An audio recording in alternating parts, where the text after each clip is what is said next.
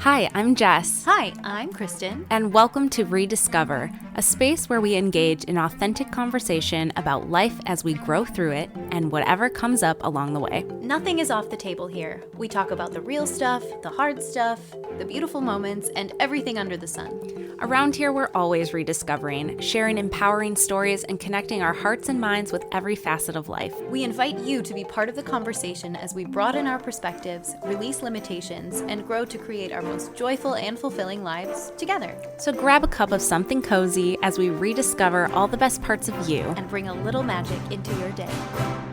Hi, everyone. I'm Jess. Hi, I'm Kristen. And welcome back to this month's episode of Rediscover. And it's officially March already. It's March, which basically means it's spring. In Buffalo, it's definitely winter.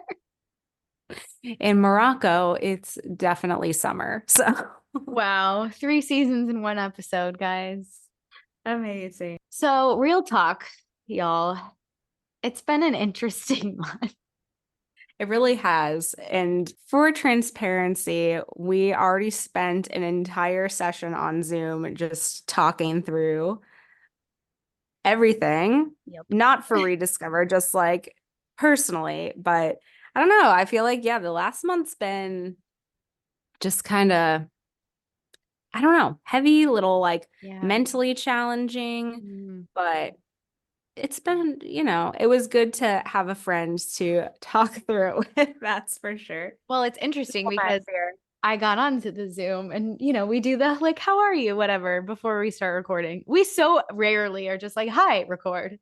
Because this is also like our monthly chance to catch up. And also, side note, really quick, if you like have a friend who lives in another country or a friend you don't see as often, I feel like these recordings are such a blessing because they give us like intentional time to just sit down and like catch up with each other when we're living so far away from each other. And I highly recommend doing that with any long distance friends you have because friendships are relationships and they take work too.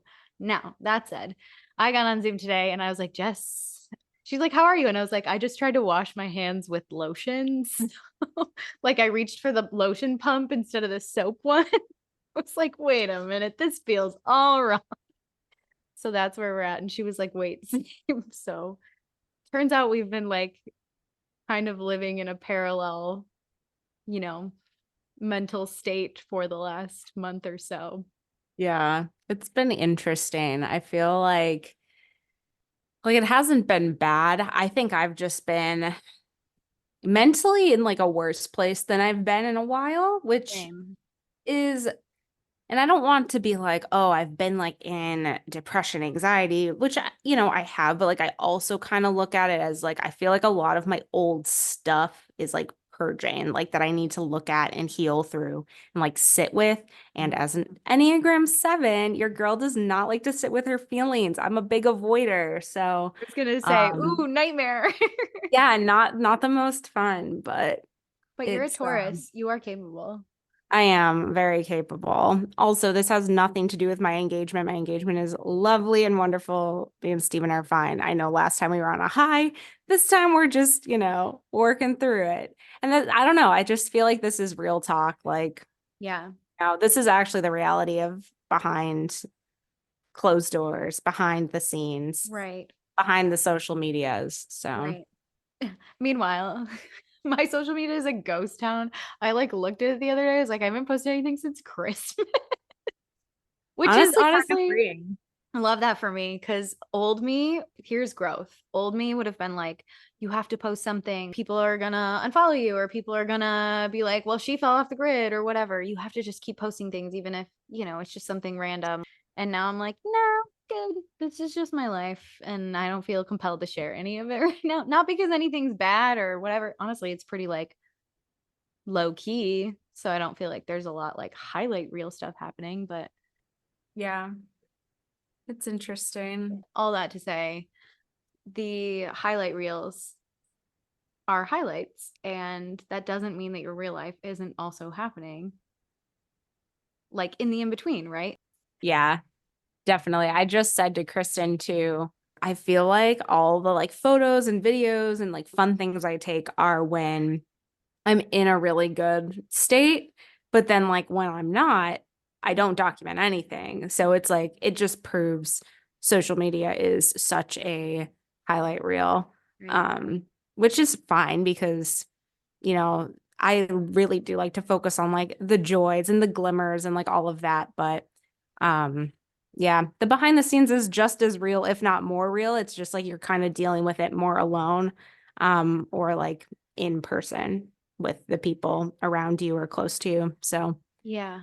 Because social media is really like, these are the highlights or like the really low lows, right? So we have like, I got engaged and then like my cat died, or, like I got a job promotion or I lost my job. Like that's the stuff people tend to post. It's like the really high highs that your community of people who follow you come together to help you celebrate. They're like, oh my gosh, congratulations. And they rally and they're there and it feels good.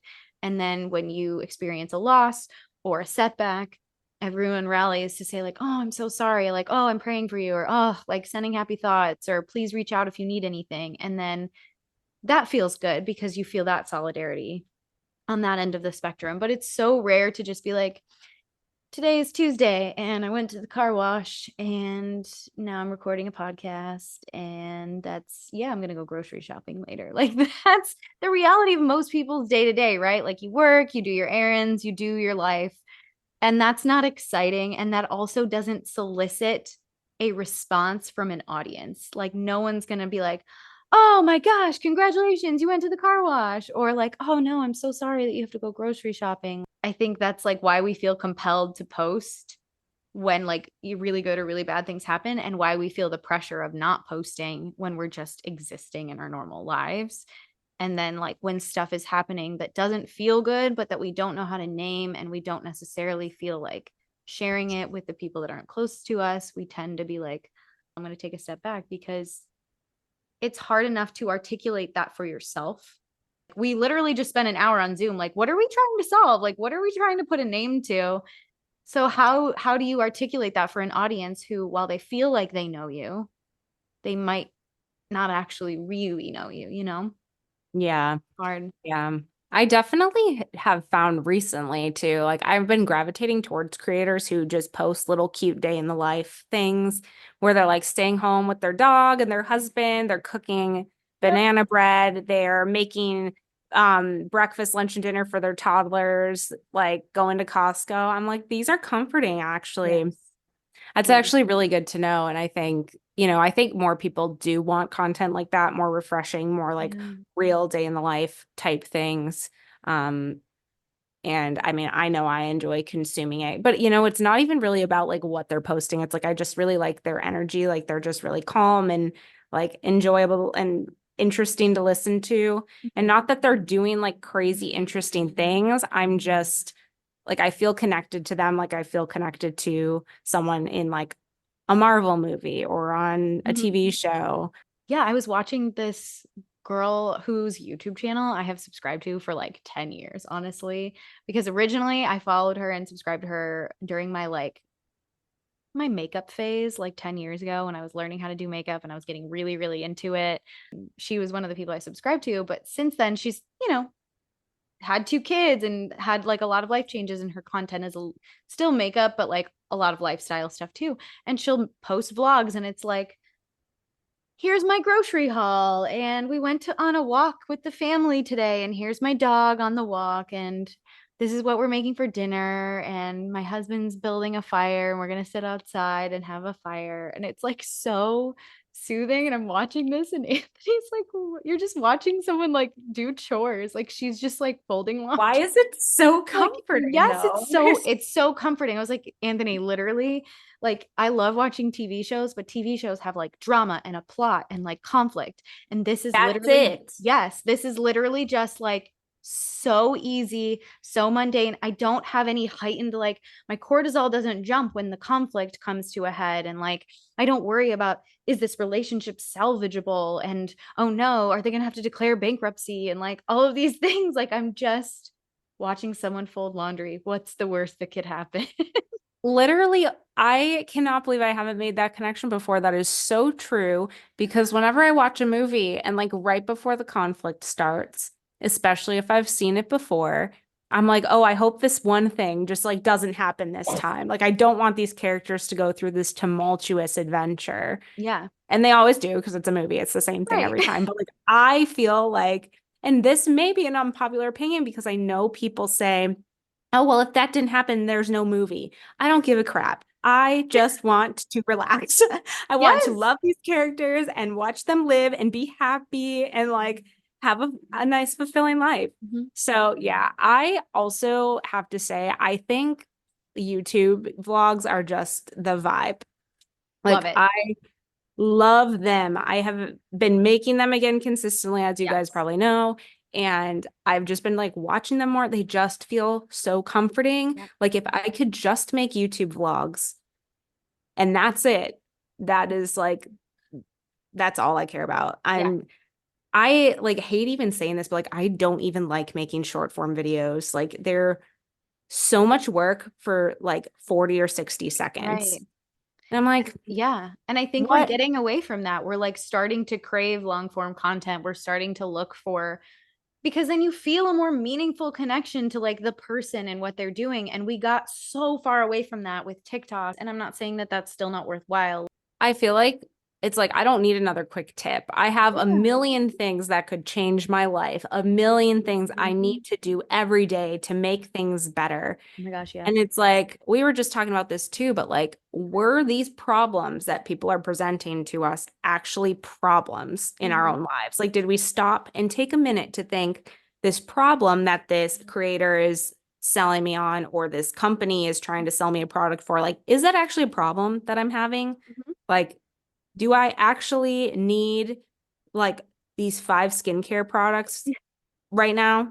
I've started to realize like we just do that. We're like, oh my God, Mhm. I must have, if they say this problem exists, I must have it. And it's Yeah. like, it just takes a little bit of self-awareness to decipher if that's true or not, like Yeah. pausing before moving forward. So, Yeah. And I was telling Jess before we started recording, I'm listening to an episode of the Liz Moody podcast. I know you're all shocked. And I'm only a little bit into it because I was literally listening to it like before we started recording while I was folding laundry. And we can link it in the show notes, but it's called What Everyone Gets Wrong About Self-Care and Burnout and What to Do Instead.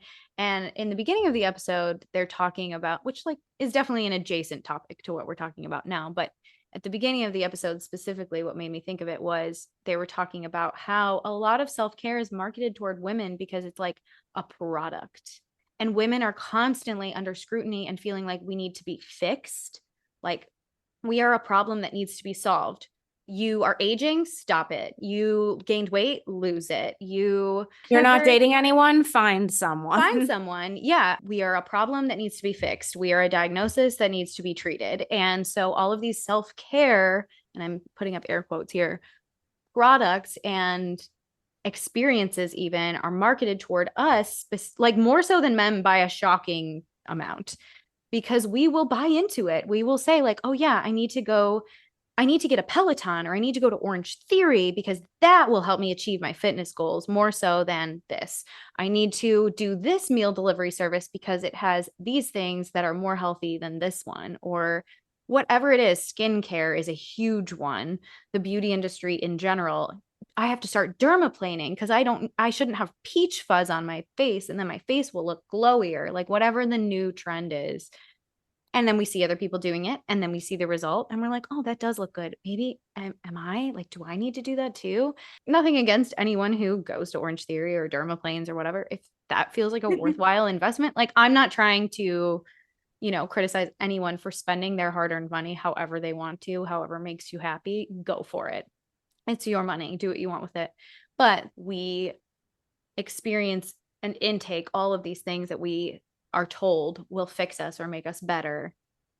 And it's exhausting and overwhelming. And it does create problems where there weren't problems before. Is having peach fuzz on your face a problem? No. Is it inhibiting you from doing your job, showing up in your relationships, like existing in the world? No. But it's just like the cellulite craze. It wasn't a problem before. It literally wasn't a thing that anyone talked about until someone decided to publish a magazine article talking about how unsightly and awful it was for women to have cellulite. And suddenly it's a problem. Yeah, I think that constant, incessant need to fix things is something that is a burden to carry. Like to have, I'll speak for myself. I feel like my brain is very much programmed that way. Like I Mhm. need to fix everything and it's just impossible.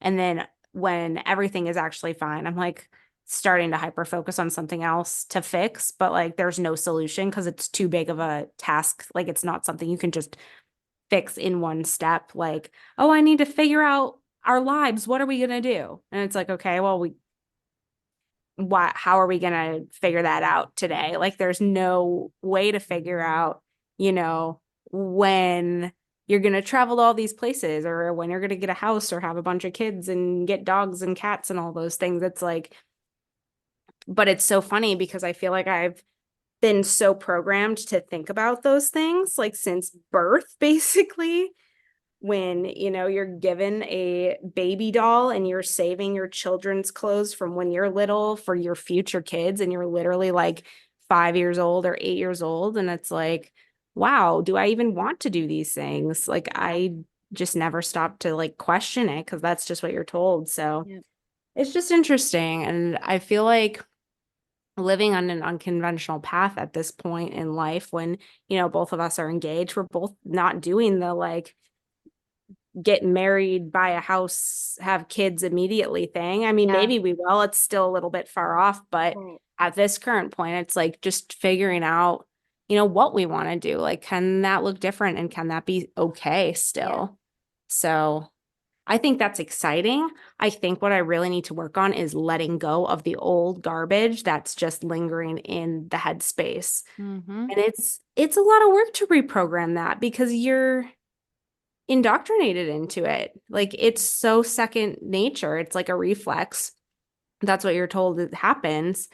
But like, I think the secret is like, it doesn't actually happen for most people. I think it's kind of rare, Yeah, especially recently. Yeah, I think especially it is getting recently. more and more rare. And I think part of it is because, our society in and of itself is kind of restructuring, but also the narrative that females fall into where it's like, okay, our society is at a crossroads for women because we have gotten away from just indoctrinated domesticity, the assumption that we will be stay-at-home moms, that we will be housewives. That's great.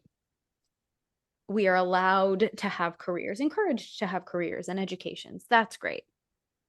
And we're getting to a point, I think, I would like to hope that like either choice is a worthy one. The problem is choosing both.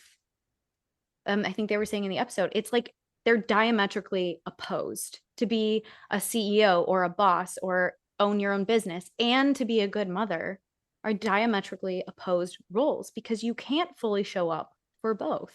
You can't be a CEO who works 60 some hours a week and still show up for your kids and your family. And unless like men are on board and we start working toward the equity of them taking on more of a role so that we can do both of these things, so that they also take on more of a role at home to balance things out, we're never going to be able to do both. But the expectation is still there. Be good at your job, be a good mom, be, an excellent partner, be communicative and emotionally available and physically present, but also take time for yourself and do all of these things. And like, it is literally impossible to split yourself into all those different spaces. So you have to reconcile with the fact that you can't do everything. So what's important to you? And for some people, maybe that looks like get married, have kids, stay home with your kids, or get married, have kids, find a remote job where you can stay home and, supplement with childcare, whatever. And for some people, that looks like, putting off the decision to have kids or choosing not to have kids. But men aren't Buying a faced. cottage in the countryside and living there with a bunch of dogs. Listen, it's still like if things don't work out with Anthony, they will. They will. I mean, I could rant about this for days, but this isn't going to turn into a feminist rant. But I think that you really just have to decide what you want and just know that you are going to have to deal with the repercussion of everyone else's opinions, especially at this phase of life that we are both in, where it's like the precipice of marriage has all of these implications. It has the implication that you'll have kids. It has the implication that you will, quote, settle down. And so for someone like you and for your relationship with Steven, you two are traveling the world together. I'm sure people are asking you all the time, like, when are you guys going to move home? Where are you going to settle down? Are you going to stop traveling? All those questions. And for me and Anthony, all the time, it's like, okay, well, you live in two different places. So are you moving here? Is he moving there? Like, what are you guys going to do? And the reality is, we don't have answers. Like, neither Jess nor I have answers to any of those questions right now. But also, like, we don't owe anyone answers to those questions.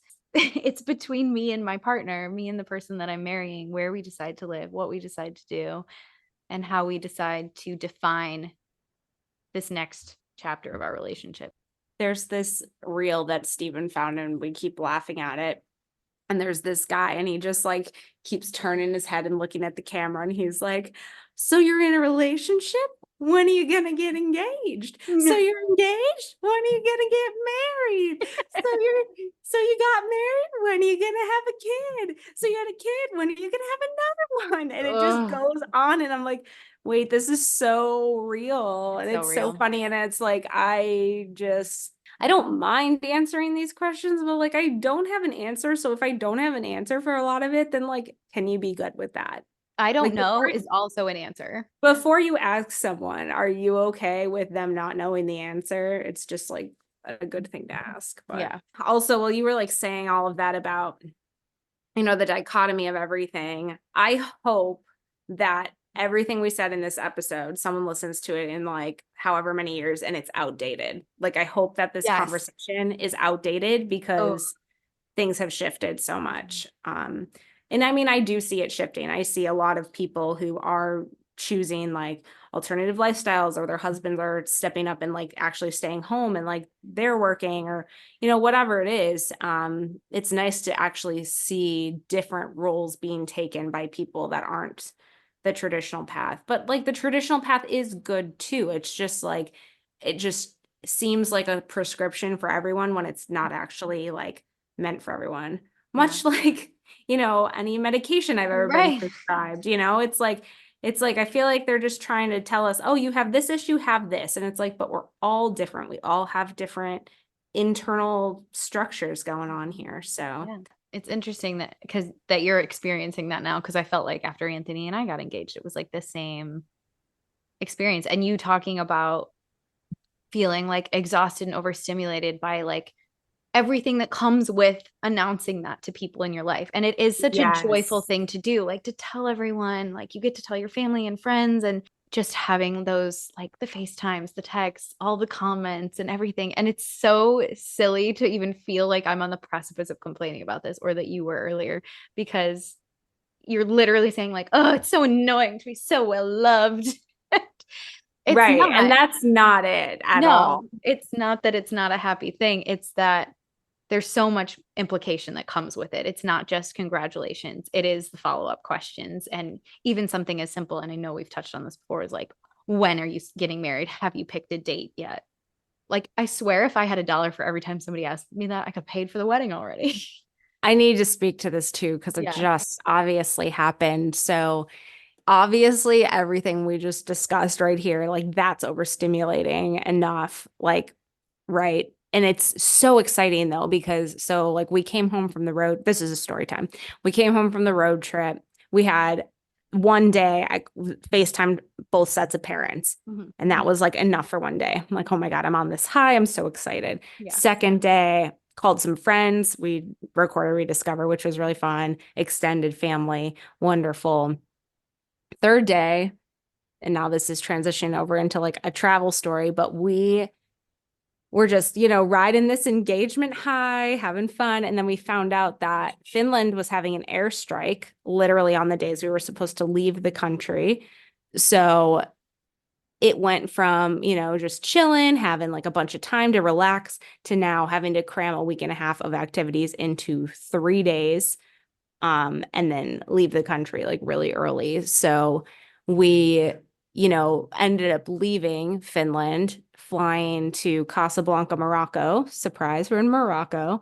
And Casablanca was unbelievably overstimulating. Like it was just not even enjoyable for me because I think going from like the biggest high of my like life, right? It got pivoted so quickly and we got thrown into like this craziness with like 10 lanes of traffic, no crosswalk signs either. You just have to wait for a gap and cross in front of 10 lanes of traffic when they're going so fast.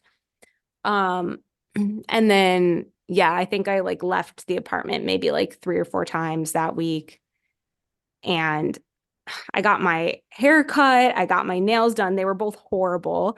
It's also funny, like speaking of the social media stuff, someone submitted a question the other day. They were like, how do you get your nails to always look so good? And I'm like, you don't even know. My nails got buzzed off by this woman at this nail salon to the point where I could actually feel like the temperature of like the nail polish like underneath my nail, you know? Like, and my nails just keep growing and they break every day. So it's like, yeah, social media is fake.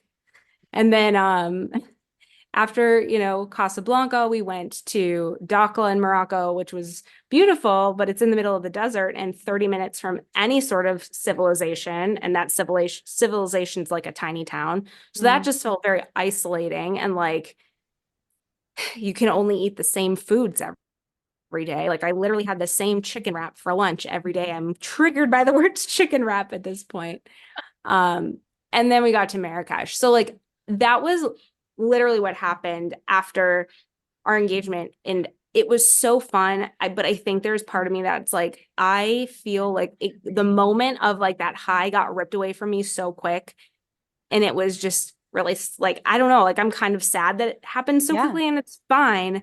But yeah, you don't see that online. And like, I think the thing is when I was calling everyone, going back to what we were talking about, but we were calling everyone, it's like, you want to tell everybody. And I wanted to make sure I FaceTimed everyone because it gave me a moment to like call people, like actually see their reactions, connect with them and like actually catch up too. Cause like we've been traveling. So it's, to have any excuse to call people is great. But I think I called so many people. I got so fried, like burned out.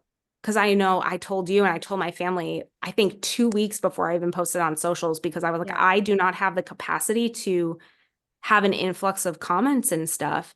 And I was so excited to share this news, but my body, like I felt like I was in a state of burnout. And I don't know if my nervous system got overloaded or whatever happened, but like that's like the reality of what went on behind, and it like has nothing to do with like how beautiful and momentous the occasion was because it was so special and wonderful, but it's like it came back and like snapped me into this whole different path, and it's like I got whiplash from like how fast everything was. And now we're in Marrakesh, and literally yesterday, the day before, I felt like I felt better. And then I got like an email with like some rejection news or whatever. And that kind of like sent me back into it. And I'm like, God, I just like feel like I can't really like catch a break this month. And it feels really vulnerable to share this on a podcast where I'm recorded, but like that's the honest truth of like what's been going on. And like mentally, it's just been a little bit of a struggle because you think this time you need to be so happy, but it's there's real life going on too. And like, just because you're traveling, like that comes with its own like whole set of things as well. So no matter where you are or whatever's going on, like are still going to be coming up. It's just how you manage it and handle it. And like, I don't think like taking ownership, like, I don't think I've handled it the best way that I could, but like at the same time, I'm doing the best with like the capacity that I have for things. I hope that makes sense. I hope that like resonates to a point because it's not discounting the beauty and the joy of the situation, but it's also like the dichotomy of both exist, Right. So. Oh, yeah.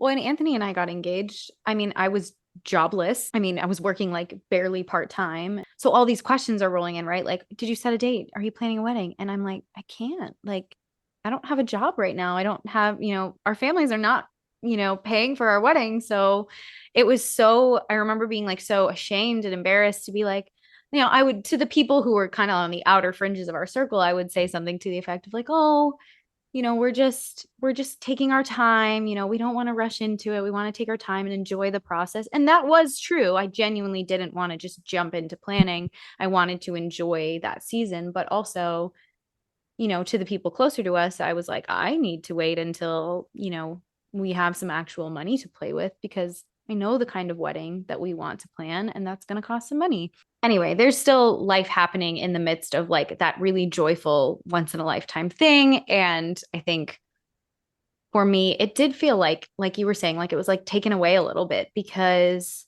of assumptions, and they don't come from a bad place, because they usually are coming from people that you care about or who care about you. But it does put all of this undue pressure on this situation that really is a part of a larger situation called your life, that has all of these other extenuating circumstances and factors and a lot of things that are outside of your control. And regardless of if, the engagement is prolonged because we want to enjoy the process or because we don't have the money right now, or both, as in my situation, and regardless of, how long you and Steven take to start diving in because you want to keep traveling or because you don't know what you want yet, and that's okay. It just does sometimes feel like, can I just enjoy this moment right now? Yeah, I think it's just so easy to think because you're watching someone else, you can just assume everything about their life because you get to see 60 seconds of it or 20 minutes of it or whatever. And so suddenly and you can give an opinion, but it's not true. I think I've like came to that realization very early on, like in my life, because I started posting online when I was in high school, basically. Yep. Like, and it's been well over a decade. It's been almost like 15 years now. I don't even know. And that's what's really like disappointing is I think during my college program when I was at Disney, a lot of people would just make unsolicited comments very often, and it made me really close down. I was like, I don't actually want to share anything because people are giving their opinion and like they don't even know like the reality of what's going on, or they don't actually know me personally, but they think they do. And especially back then, it was very that was just a rare thing. Like there was nobody to really relate to on that, because people weren't posting their lives online. It was very rare to do, like to be the social media girl. But I think that almost it's really sad because I think now that I've gotten older and it's so much more normalized, I see so many more people doing it. And I'm like, wow, like I was really doing that. And then I closed off because something got hurt inside of me and I felt like I needed to protect myself, but like I wish I would have kept going without like closing because there was such an opportunity for growth. And like the opportunity is always going to be there no matter what. But it was special to start that at such a young age to like, just thinking of, all the things that weren't documented. Not that you need to document everything in your life because it's not necessary, but for me, that's something special that I really have enjoyed doing. So I don't know. It's just interesting. I think it's funny, whether it's social media or anything, really, it's such an internal job, like to really get so grounded and so like secure within yourself to where other people's opinions just kind of bounce off you like repellent. Um, yeah, I just kind of wish I had the tools for that earlier in my life. Like I feel like those are such irreplaceable and valuable things to learn to like know how to manage not your response to those things. Yeah. You can't control people leaving comments on your videos or your posts or whatever, but like the only reason you react to them is like there's something that hits your stuff. Like there's one little part of it that you might have a secret, like sneaky subconscious belief about. So you react to it. But like, just think about it. If somebody says like, oh, your hair is pink when it's not, you're like, oh, this person's just being stupid. Like, who cares? This person is colorblind. Yeah. But if they say something like, oh, this girl, she's whatever, insecure about fill in the blank. And if it's something that like actually like you've secretly thought about, even if you've never said it out loud, it causes a reaction. So I don't know. It's just looking back at it, looking at it from the lens of 30 versus 19. It's like, wow, I can see that. And So imagine for kids now, like who are younger and yeah. younger having social media, and the breadth of it is so much more than what it was when you and I were posting triple Yes. shorts. And then, I People mean, were nicer Instagram came back then. out. Yeah, they were, because it was, I don't know if it was because it was smaller, maybe it was the community that we were a part of. I'm not really sure, but it's definitely so much harder to navigate now. I just feel like that's something you almost need training on or support for, like even therapy for, like some sort. You just need tools, I guess, is what I'm Yeah. saying. Like it's like you don't have your protective gear on to save you from like the Arctic waters, let's say. Yeah. You can't expect yourself to like handle those cold temperatures if you don't have like a wetsuit on. So it's like if there's some way to manage your internal response, your internal belief systems to come to a place of more stability, Hmm. yeah, of course, then you can like go forward with social media or whatever you're doing with so much more like confidence and like Hmm. groundedness in Yeah. yourself versus just all right, let's see how it happens, and you can get burned pretty quickly. Yeah. So And then the uh, flip side of that being tiptoeing around all of all of the people, yes, which I whatever. definitely did that Yeah. too. Like you Definitely. get one comment, you're like, well, now I have to stop doing this, or you're afraid that someone's going to say this, so you act a certain way, you speak a certain way, you don't speak about certain things. You Oh my basically God, yeah. diminish your entire self to make other people more comfortable, to avoid triggering other people, to minimize the damage. And then you have to take a step back and say, like, well, why am I even doing this? If I'm trying to minimize the damage and make myself less so other people can feel more comfortable, I stand by what I have always said about social media. I did not ask you to be here. You chose to be here. Nobody's forcing, this is not jury duty. Nobody's forcing you to do this. You showed up and decided to consume my content, decided to engage with my life. Your light's flickering. No, did you hear that? No, There's a horse outside. My Airbnb in Morocco is very loud, so if you hear anything, that's why. But I I think can't we hear have anything. that's good. I think we have the Zoom settings on, so Yes, you can't hear background noise. that's so But funny. to your point though, yes, when you're just making yourself constantly smaller, like you are literally losing your authenticity, which is your golden ticket to attracting your aligned audience or attracting the opportunities for yourself that are so aligned to you. Mhm. And that I think it's just like you're never going to regret being authentic to you. Yeah. Like, because your authentic and true self is never going to harm anyone. Mhm. It's going to just shine the way that you uniquely shine, Yep. which is the biggest gift you can give to the world because everyone has a mask on. Everyone is constantly trying to fit into something else. Like, can you imagine if Taylor Swift listened to everything everybody said? Like, we wouldn't be having this global like cultural moment of the Eras tour and all of your like favorite songs from her or whatever.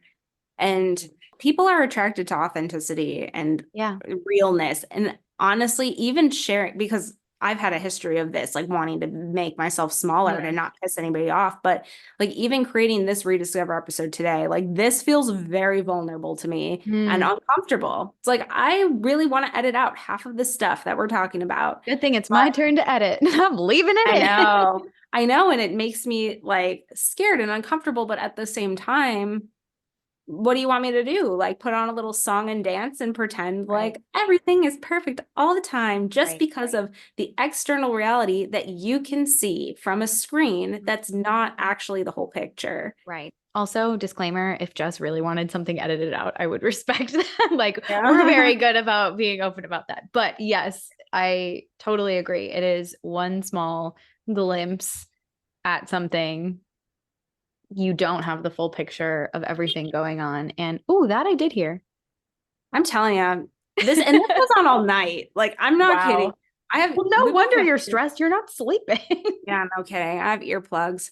You know what else is interesting too about this conversation is there's a trend going around on TikTok right now. I know you're not on TikTok, but people are posting like social media is not real. So here are a few things like I'm ashamed of, or things that are actually going on. And they're like going through and telling like things that like people are like, oh, I moved back in with my parents. I got really sick here. I feel like I don't have any close female friendships. I am scared I'm never going to date anyone. Like all of these really real and raw things. Um, it's just on photo slides, it's just on Yeah. text, but it's actually kind of refreshing to be like, oh, okay, so everyone's like kind of going through the same things in a different font, you know? Yeah.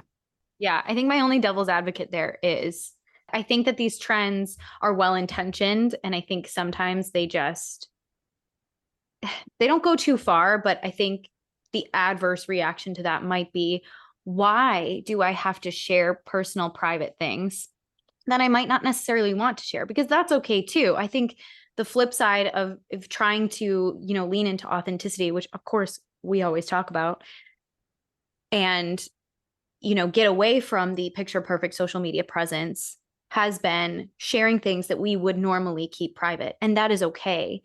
Your personal experiences can be private. You don't have to share everything just to get the people in your social media audience to accept you or humanize you. It's not your responsibility to make yourself more likable to them. So if there is something you're uncomfortable with sharing that you want to keep private, that you want to keep in your family or keep between you and your partner or whatever, you should feel free to do that and keep your social media a space that is less intimate and less personal if that feels better for you. So I think that my devil's advocate for that is, are they sharing those things because it's a trend? Because they're trying to make themselves more likable to more people? Because they're trying to placate those people who have criticized them through comments in the past? I don't know. I don't know. I think maybe, yeah, it is refreshing. And yeah, I know we've like been pretty open here and shared things, but there are also things we haven't shared and won't, Yeah. that we Yeah. either are going through or have gone through, or things that we've been more like, broad strokes about on here, where we want to like give the benefit of experience in the hopes that it will help other people in one way or another, but also without, naming names or revealing more private information that it's just ours. Jess and I had a whole Zoom chat for an hour before we started recording, some of which was just catching up, but some of it was just like more nitty gritty, granular elements of these things that we're talking about that aren't necessarily things we want to plaster all over the internet. And that's okay too. So I think I love that. I love the idea of that trend. And I think it's well intentioned. I just think that sometimes those trends that are meant to bring about transparency and humanize people are taken too far or engaged in for the wrong reason, because it Yeah. shouldn't be to make yourself more likable to your audience. Yeah. It's really about like, what's your why? Why are you sharing Yes. it? And, as long as it's a reason that you feel good about and you feel is aligned to, then like go for it. Yeah.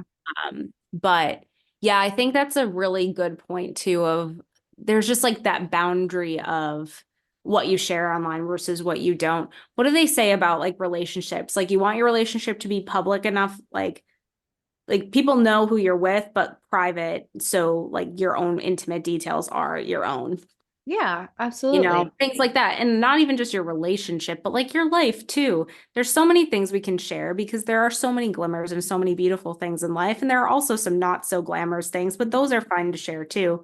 But having a boundary of what's okay and what's not for the public's opinion or the public's viewing is a very clear thing that you like have the right to reflect on and to act upon. And honestly too, it's like if one day I was just like, I don't want to share anything ever again, like I could just drop off and then be Yeah. done with it. And I think that's like just knowing that that's a possibility is nice to know.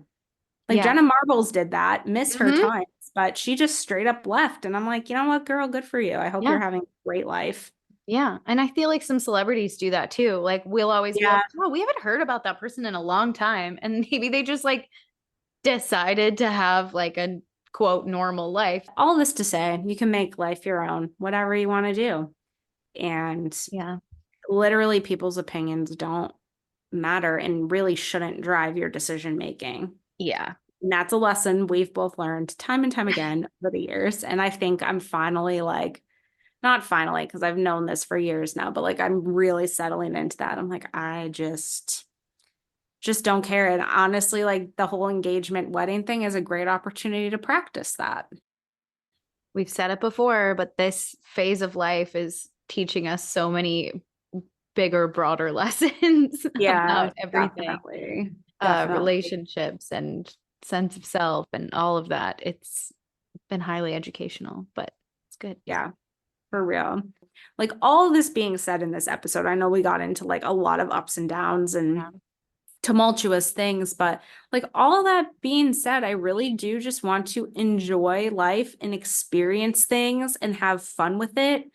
Let things be easier than you anticipate them to be. Just like experience, and also stop putting so much preference on experiences and things outside of me being a certain way, being the way that I need them to be comfortable. Like building more capacity and more resilience for discomfort, I think actually is more of the goal. Mm-hmm. Because I'm sick of trying to like mold everything in my life to make me feel better. It's like I think I just need to get more resilient within myself to let those things repel off or happen and not react to them in the Yeah. same way Yeah. anymore. Because things are going to happen. Like it's literally so out of our control.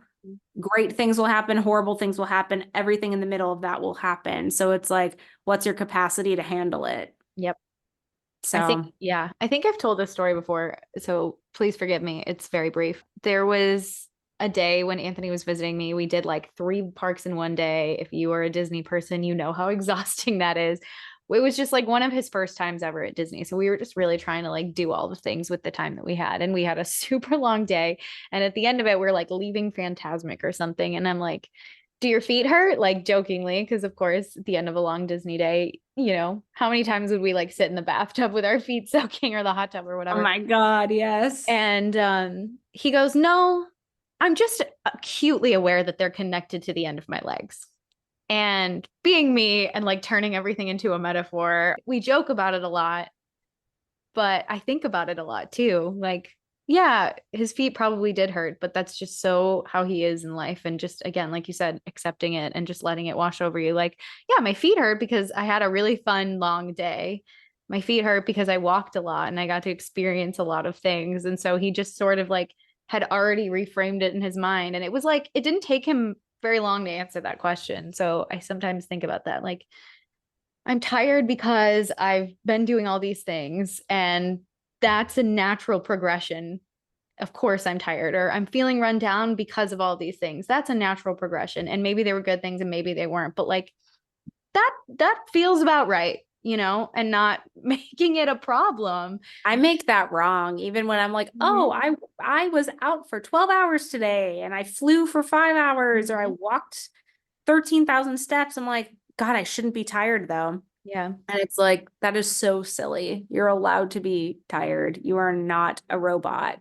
Also, you can't talk yourself out of things like that. Like if you are having a Yeah. physiological response to something, whatever the reason, whatever the justification you come up with to make yourself or other people feel better about it, you can't talk yourself out of it. If you're tired, the only way to fix that is to rest. Yeah. Yeah. Rest is so key. And I'm so glad I finally am realizing like the importance of it. Mm-hmm. Uh, that is one beautiful thing of this multi-year long healing journey is realizing that we're becoming aware of our patterns, we're shifting things, we're healing, we are embracing, experiencing life. I guess maybe to like wrap this on, I Yeah. want to say a positive note, but let's say like a hopeful note. What is something you're looking forward to in March? And then what is something you are hopeful about? Because those are two different things. Those are good questions. I'm looking forward to in March. I guess the looking forward to can be like a tangible thing that's on the Yeah. calendar. And then the hopeful thing is more of like maybe internal or less tangible. Yeah. Well, I mean, mid-March, we are transitioning to our next country. So I guess that's the obvious answer. I'm looking forward to that. Mhm. We have We have everything booked. We're going to Nairobi in Kenya next. So I'm looking forward to that and the experience of it. And also just relaxing a little bit here in Marrakesh, like taking these last few weeks and just resting and doing whatever's fun, but not making it overdone. And then what I'm hopeful for, I genuinely am hopeful for just feeling that like zest for life again, like that little spark of like excitement. I think the past month has just been such a whirlwind. Like I actually am really excited to see any progress that I make in these things that I'm healing and things that I'm working on. Like any sort of like spiritual growth, any sort of expansion or like acceptance for certain things that have been coming up. Just like shedding all of that. I am excited to see, what that looks like and see what comes from that. Hope that was a cohesive answer. Yay. It was. What about you? I am, okay, March specifically. Well, I'm looking forward to my mom and my sister coming to visit. I always love when my mom comes to visit because I feel like I get to she's so hospitable when I come home to visit. So it's nice to be able to host her. It makes me feel like a grown up in a good way. Like come stay in my home. But my sister's coming down for the first time. She's coming to Orlando for the first time, for real, in 5 years. And she's staying with me for the first time ever. So we're going to have a true girls trip, which is going to be so fun. And we're going to look at wedding dresses. Yay. Which is going to be so fun. That's that's a big thing to look forward to in March. That is the thing. That's the thing you think about, right? It's okay if you've had that Pinterest board since you were 15. That's a thing that I've just thought about for a long time. And I have no idea what I want, but I am totally just letting the experience happen. I will try on all the things except for ball gowns. Let the dress come to you. Except for ball gowns, watch me end up with one. No, I really won't. Mainly because if you've ever worn a ball gown, you know how hard it is to hug people in a ball gown because you're so far away from them. And I just simply need to hug everyone on my wedding day. So yeah, I'm really looking forward to that. It's just such a special thing. And my mom was crying the other day, oh, I'm just so excited. So that's something I'm really looking forward to, but also to have intentional time just to spend time with them, doing things we enjoy together, which will be great. I'm hopeful that I start to, hopefully this month will be the month that I maybe get a job, maybe get some clarity about, what the future is going to look like. Yeah, let's put that out there. Universe, do your thing. Open and ready. Yes. It's funny because we were talking earlier and I was it's just really hard after rejection after rejection to pick yourself back up, to not say is it me? Am I the problem? So to be able to retain even a shred of hope in this process, I will say that is growth. I will say that is a positive takeaway. If I am still able to say I'm hopeful after all this time and all of the no's and the closed doors that I've experienced. And it's been a lot. I've definitely been in a mental slump, but I'm hopeful that I'll have some clarity and some intentional steps forward in the direction we want to go. Love that. I kind of like this. I feel like maybe we should make this a thing at the end of the episode, to set an intention, something like an event we're looking forward to, an intention we're setting, or something we're calling in the month ahead. And then we can that. Touch base on it. I think that's a fun way to end, but I hope you guys enjoyed this episode. I know it's not as chipper and inspirational as usual, but I hope it provides some sort of resonance and relatability. In case you're going through anything similar to that, just know that we are definitely with you. We feel it too.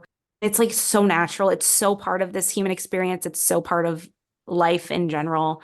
Things just don't have to be picture perfect for you to have a fulfilling and beautiful life.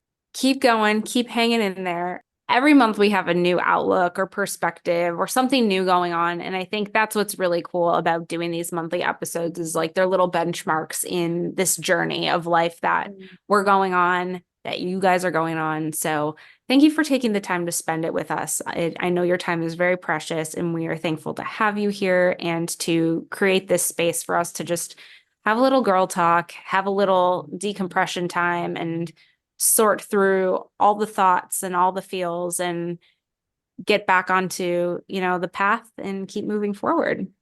I felt like this episode was like a deep sigh. Like, okay, just like bring what you've got to the table and we will unpack it with you. Yeah, we We pulled will. back the curtain for sure. It's a fun journey. Rediscover is definitely like very guided by all the forces. So that's really cool. Thank you again for listening. We're so thankful you're here. We are sending you lots of love on your journey and hope you have just a wonderful March with all the new things and beautiful opportunities coming your way. Yeah, I feel like next month we're gonna just I feel like it's gonna be such a different vibe next month, putting it out there. But Okay. All right. We will see. You guys can hold us accountable. stay tuned. But anyways, thank you so much for listening. We love you guys, and we'll talk to you next month. Bye. Outro, take 1. Thank you for joining us. Oh, hold on. Outro, take 2. Thank you for joining us for today's episode of Rediscover. If you haven't already subscribed, hit that button and join the Rediscover fam. Come back on the first Tuesday of every month for brand new episodes. If you're like us and you have opinions about everything, leave us a review on Apple or Spotify. Your positivity inspires our creativity, and we love hearing from you. Follow us on Instagram at JessicaFaye508 and positively.Kristen. And check out Jess's blog at theroadjesstraveled with 1l.com. Until next time, we'll talk to you soon. Bye!